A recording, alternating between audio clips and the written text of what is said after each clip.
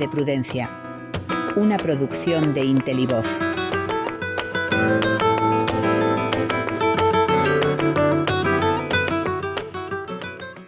¿El Estado me alienta o me anula? Segunda parte. Vamos a continuar hoy con la reflexión acerca del Estado en el mundo actual. Una evolución que nos lleva a detectar cosas como la hiperregulación y el exceso de fiscalidad, que no se gasta en servicios básicos, sino en lo que perpetúa y hace crecer al Estado. Ante este escenario, hoy terminaremos de perfilar algunas cuestiones, además de tratar de establecer nuestro punto de vista sobre cómo revertir esta situación. La primera cuestión ante este escenario sería: ¿podemos hoy realmente decir que los estados representan al pueblo organizado? Yo creo que no, o al menos no del todo. Los estados se están convirtiendo en superestructuras ajenas a la población, entes que a través de la manipulación constante, vía medios de comunicación, inoculan idearios para crear sectarios afines. El control del pensamiento es básico para perpetuar este modelo. Se trata de anular la capacidad crítica de los humanos a fin de convertirnos en meros receptáculos de ideas preconcebidas. Y esto es peligrosísimo para nuestro mundo, para nuestro modelo de sociedad. Solo un entramado de personas libres y conscientes será capaz de crear organizaciones sociales que faciliten el desarrollo humano en lugar de entorpecerlo. Libres y conscientes, y añadiré un tercer atributo: autónomas. Libres, conscientes y autónomas. Es decir, con capacidad de pensar por sí mismas, más allá de idearios preconcebidos, con el nivel de libertad necesario para que su vida no se constituya en una sumisión ciega a principios elaborados por otros, y con capacidad para obrar por sí mismos, sin delegar en todo a superestructuras como el Estado. Un Estado que, por más benefactor que sea, siempre tenderá a anular la capacidad operativa de las personas. Ello con el fin de conseguir los objetivos grupales, que por cierto, ojalá fueran esos y no los de los dirigentes políticos de cada momento. Pero cuidado. Algunos pensarán que con esto me alineo con esa nueva derecha que trata de limitar los costes y, por tanto, la capacidad del Estado. Nada más lejos de mi intención. Es cierto que creo que la izquierda tiene una gran culpa en el crecimiento de este tipo de ideas. Cuando extremas las cosas en una dirección, lo más probable es que hagas crecer la opuesta. En ese sentido, Trump, Orbán, Milei son subproductos de la mala gestión que los tradicionales partidos moderados llevan haciendo del Estado desde hace décadas. Cuando observas a diario todo aquello de lo que estamos hablando, lo normal es que te abras a cualquier iluminado que nos venda ideas milagrosas. En ese sentido, el populismo de derechas está encontrando un caldo bien abonado. A vueltas con la reflexión sobre el poder. Vivimos la época de lo que se ha llamado la democracia iliberal, o, lo que es lo mismo, de la conmutación en autocracias de las democracias más o menos consolidadas. Sistemas en los cuales el poder ejecutivo se apalanca en los votos que le han llevado al gobierno, y piensa que eso es suficiente como para torcer constituciones y leyes en general. Es esta una época en la que se está rompiendo la teoría de la contraposición de poderes, teoría que, desde Montesquieu, nos ha permitido encontrar un sistema que permitiera el equilibrio de poderes, o al menos, del suficiente como para que fuera difícil que alguien pudiera arrogarse un exceso de capacidad coactiva. Solo tenemos que ver lo que pasa todos los días con los actuales ejecutivos de Estados Unidos, Hungría, Argentina, España, y de tantos otros países donde la manipulación sobre las masas hace que continuamente se esté rozando la línea de lo que es legalmente aceptable según las constituciones democráticas de estos países. Y da lo mismo que se esté en un ala del espectro político o en la contraria. Conservadores y progresistas juegan al mismo juego. Una vez conseguido el poder se trata de intentar ejercerlo con la finalidad de perpetuarse en él, y hacer transigir a las sociedades con un ideario político por el que presumiblemente han accedido al poder con los votos de más o menos la mitad de la población, pero que no es aceptable para la otra mitad. ¿Dónde están esos gobernantes que cuando llegaban al poder decían aquello de que iban a gobernar para toda la sociedad y no solo para los de su partido? Situaciones de esta índole solo pueden ser abordadas desde la perspectiva de los contrapoderes.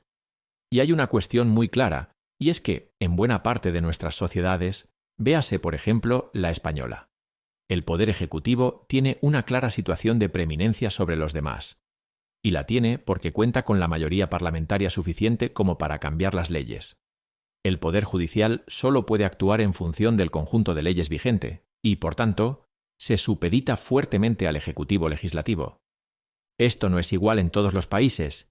El control parlamentario es mucho más eficaz en otros sistemas democráticos, pero no en el nuestro. Por eso no deja de resultar grotesca la continua queja de nuestro Ejecutivo acerca del lawfare. Siendo que, como vemos hasta en la composición del actual Tribunal Constitucional, es la política la que interfiere con la justicia y, en mucho menor grado, al contrario. Antes mencionamos a uno de los presidentes de la Segunda República, don Manuel Azaña. Ahora habremos de hacerlo sobre otro de la primera y corta experiencia republicana, Francisco Pi y Margall. Se trataba de un hombre vinculado a la ideología federal que tampoco le hacía ascos a determinados fundamentos anarquistas.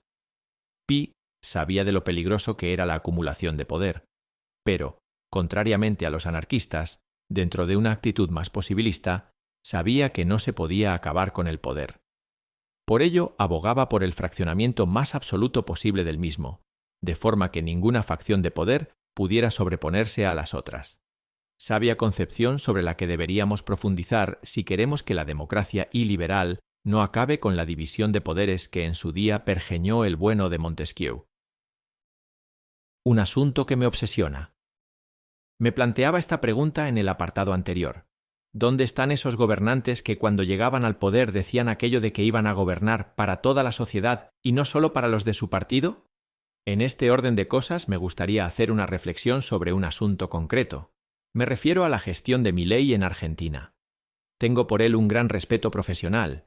Creo que se trata de un gran economista y que las primeras medidas que en este orden de cosas planteó en el país eran acertadas, además de profundamente necesarias. Pero ¿por qué unas medidas destinadas a sanear las arcas del Estado y hacer que la economía creciera tienen que ir forzosamente ligadas al conservadurismo social?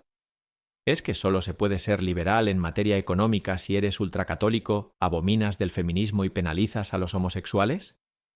Más allá de estas cuestiones teóricas hay una absolutamente práctica, y es que finalmente terminas gobernando solo para la mitad del país, para aquellos que tienen tus mismas creencias, mientras que la otra mitad cada vez se siente más alejada de las oportunidades del poder. Y eso hace que indefectiblemente el experimento termine mal, porque en las siguientes elecciones la historia te barrerá y no habrás sido capaz de llevar a cabo un programa que hubiera sido beneficioso para todos. Siempre pongo el mismo ejemplo a este respecto. Cuando en 1982 Felipe González ganó las elecciones en España, una de las primeras cosas que hizo fue vestirse con su abrigo Loden, símbolo del pijerío de derechas, e irse a oír misa a la división acorazada Brunete. Los que militábamos en la izquierda nos quedamos de piedra, pero el otro medio país que no le había votado comprendió que no iba a pasar nada extravagante, que González gobernaría para todos. Una lección esta que muy pocos han aprendido. Un gobernante debería poder ser laico y luchar por la disminución del déficit público, ser gay y trabajar por la liberalización de mercados y no por regulaciones que impidan su crecimiento. No puede ser que sigamos con el mantra de que la izquierda siempre lucha por ampliar derechos y la derecha lo hace por limitarlos. Lamentablemente la izquierda ya nos demuestra hoy que trabaja por limitar ciertos derechos, pero nos falta una derecha que persiga la mejora de la economía a la vez que sea capaz de trabajar por el aumento de los derechos civiles.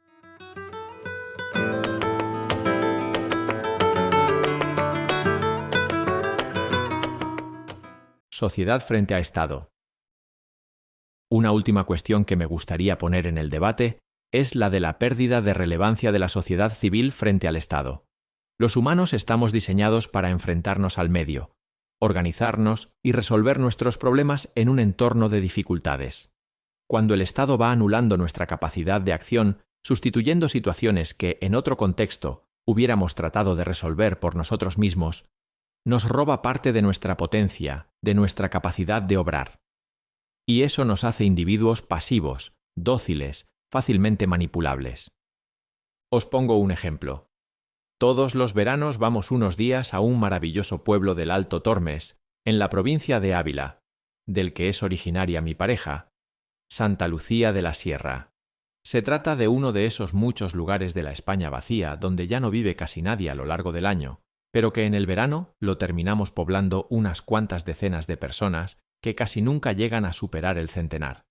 Pues bien, en Santa Lucía existe una asociación a la que pertenecemos la mayor parte de los vecinos.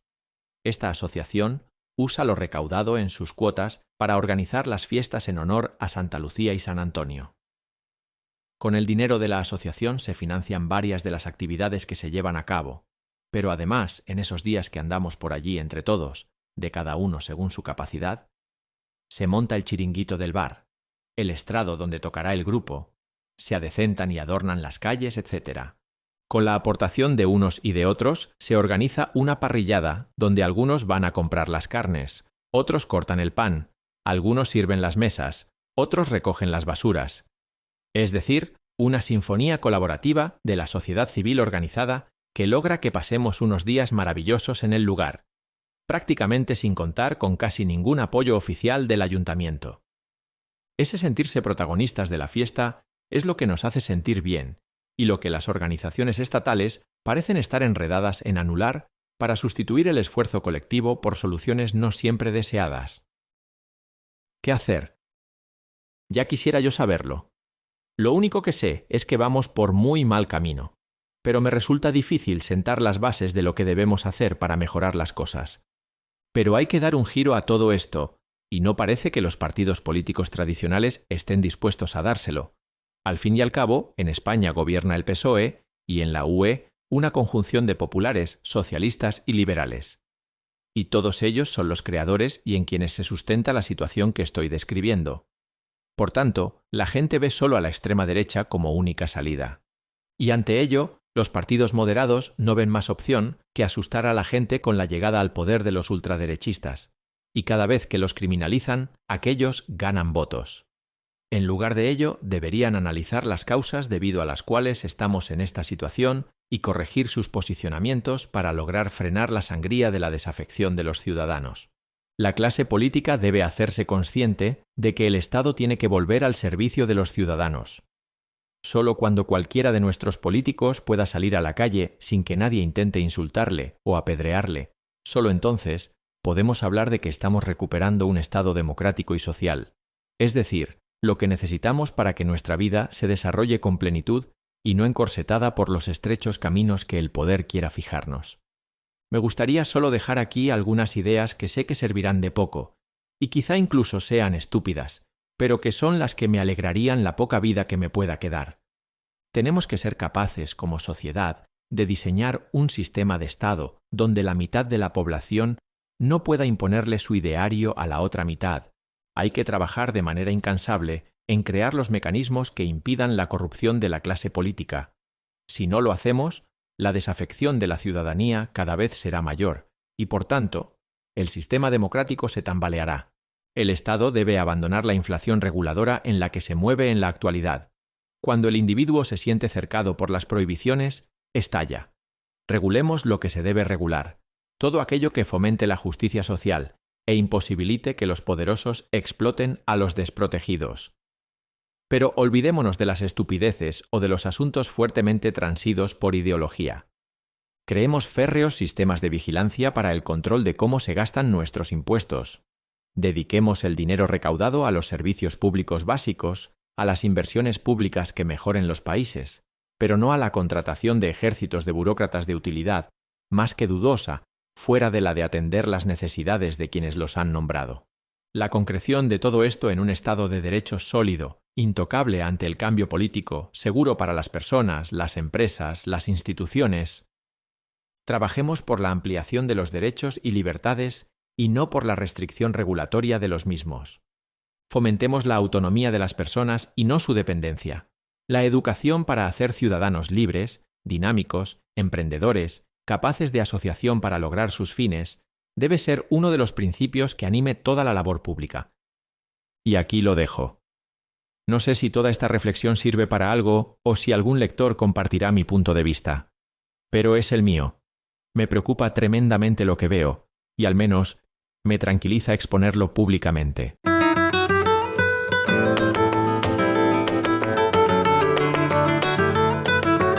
Arte de Prudencia. Una producción de Intelivoz.